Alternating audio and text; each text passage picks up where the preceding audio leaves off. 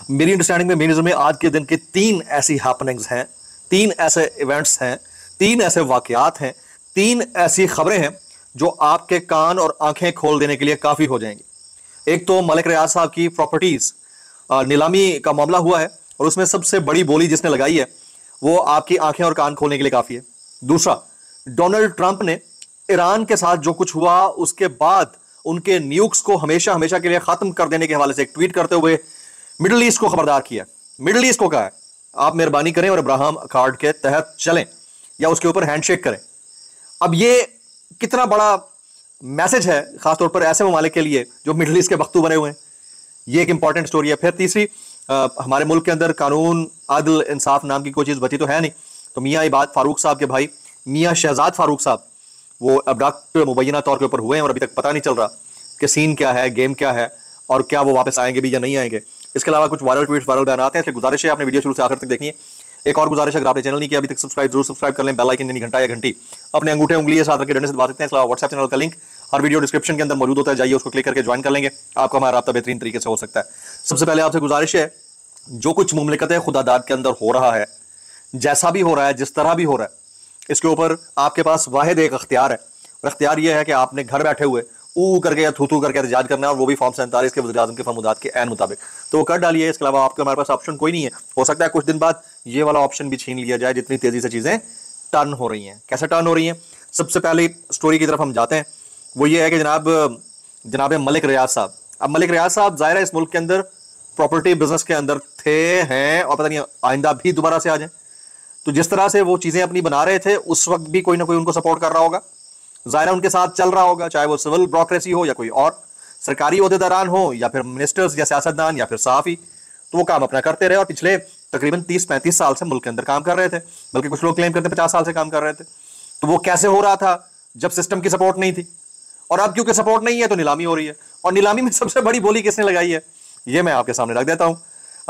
जनाब मन बैरिया टाउन की तमाम प्रॉपर्टीज की नीलामी में आज़ाद डिजिटल के CEO मुसव्विर अब्बासी साहब ये सबसे आगे हैं।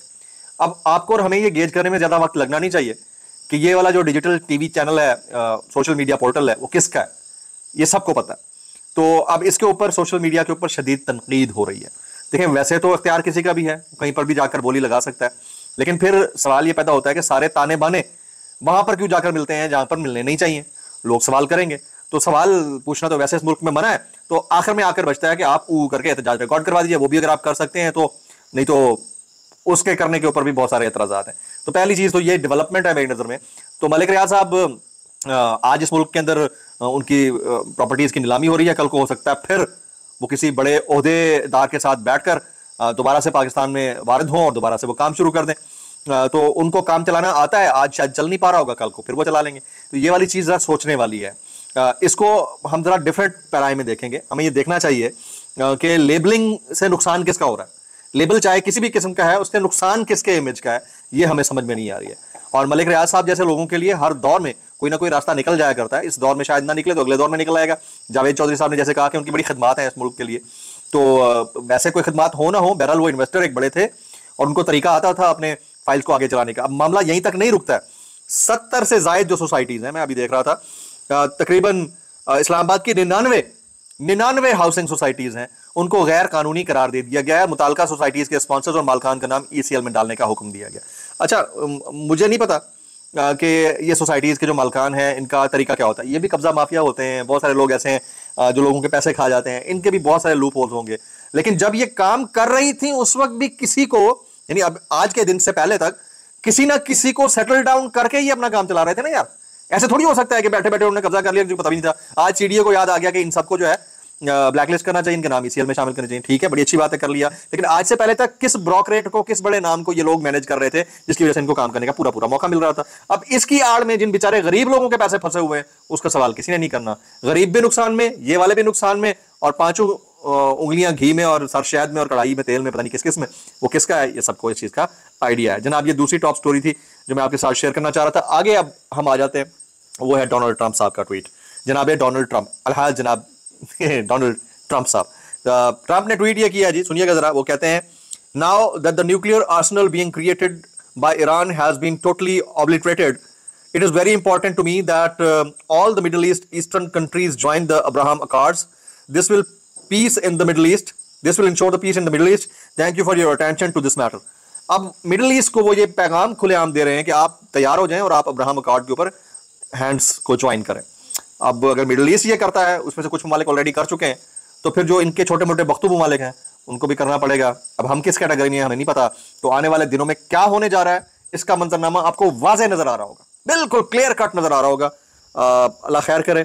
हम तो चाहते थे कि कहीं मेरिट का राज हो, हमें तो सिर्फ इस वक्त जो है ना वो 2 नंबरी का राज नजर आ रहा है और तो कुछ नहीं है जनाब। एक और टॉप स्टोरी आज के दिन की वो है कि मियां शहजाद फारूक साहब को, जो मियां इबाद फारूक साहब के भाई हैं, 5 अगस्त को पुलिस ने गिरफ्तार किया। उनकी गिरफ्तारी की वीडियो आ चुकी है, फुटेज में तशद्दुद करते देखा जा सकता है मुबैना तौर के ऊपर।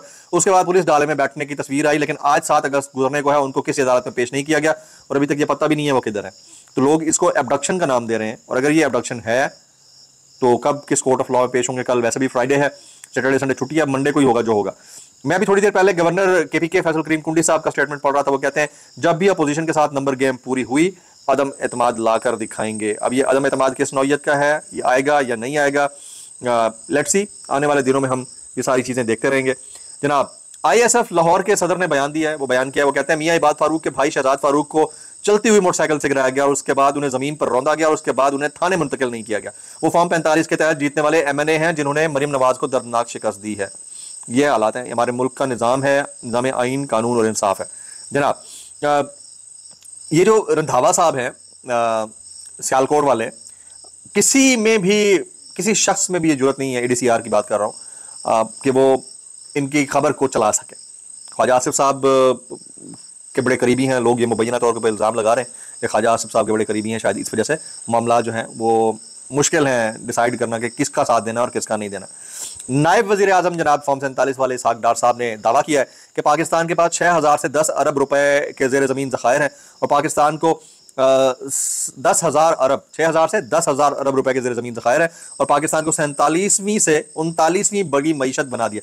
अब ये पता नहीं 47वीं से 39वीं बड़ी मईशत बनाया नहीं बनाया। पाकिस्तान ज़खायर से माला माल तो है, लेकिन सवाल ये बनता है कि वो ज़खायर लुट तो नहीं जाएंगे, ये बड़ा प्रॉब्लम है। वैसे हमने रेक्विडिक का सुना था, फिर पता नहीं क्या क्या कुछ हमने सुनते रहे, और उसके बाद जो उन ज़खायर के साथ हुआ है या फिर हमारे जो गैस के ज़खायर के साथ हुआ है, अभी हम पेट्रोल की बात कर रहे हैं, उनके साथ जो कुछ माजी में होता रहा है तो दर्दनाक। लेकिन ये सवाल बंदा करे तो किससे करे? अच्छा जी, कुछ वायरल बयान आते हैं डिस्क्लेमर के साथ। अगर आपको मेरी बात भी लिखती है, माज़ा ज़ैब लिखती है, ताइमाज़त और ज़ैब लिखती है, सानू की कैसे कर लेते हो यार। ये जनाब जुनैद सलीम एंकर हैं, ब्लॉगर है, वो कहते हैं इकबाल संघेड़ा ख्वाजा आसिफ के करीबी आदमी है, तोते की जान की तरह ख्वाजा आसिफ की जान भी उसी ADCR में। संघेड़ा, सॉरी मैंने गलत नाम लिया था। जिस दिन से उनकी गिरफ्तारी हुई है ख्वाजा आसिफ बेहद परेशान है। इकबाल संघेड़ा 8 फरवरी इलेक्शन में ये RO थे और उन्हें दाखिलियत की और ख्वाजा आसिफ को जितवाने में मरकजी किरदार अदा किया। तो असल कहानी इनकी नज़र में है, जुनैद सलीम साहब की नज़र में। मैं इतना कहना चाहूँगा कैसे कर लेते हो यार। शहबाज शरीफ साहब कहते हैं नौजवान हमारे मुल्क का इंतहाई अहम और कीमती असासा है और ये असासा पिछले 6 महीने में मुल्क छोड़ के बाहर जा रहा है बेरोजगार की वजह से, लेकिन फ़र्क नहीं पड़ता। वो शायद अपने घर के नौजवानों की बात कर रहे होंगे, भाई का बेटा, भाई की बेटी, अपना बेटा, अपनी बेटी, जरदारी चाचू का बेटा, उनकी बेटी, बस। इसके अलावा नौजवान बाकी तो कीड़े मकोड़े हैं भाई। इतना कहना चाहूँगा कैसे कर लेते हो यार। ये एक और साहब हमारे हैं चीफ जस्टिस जनाब याह्या आफरीदी साहब कहते हैं ज़िलाई अदालतें अवाम को इंसाफ की फरहमी का बुनियादी जरिया है। जब ज़िलाई अदालतों से इतनी तवक्को है तो मरकजी अदालतों से कितनी होगी अगर वो फराहम कर दे। तो नहीं हो रहा तो हम इतना कह सकते हैं कैसे कर लेते हो यार।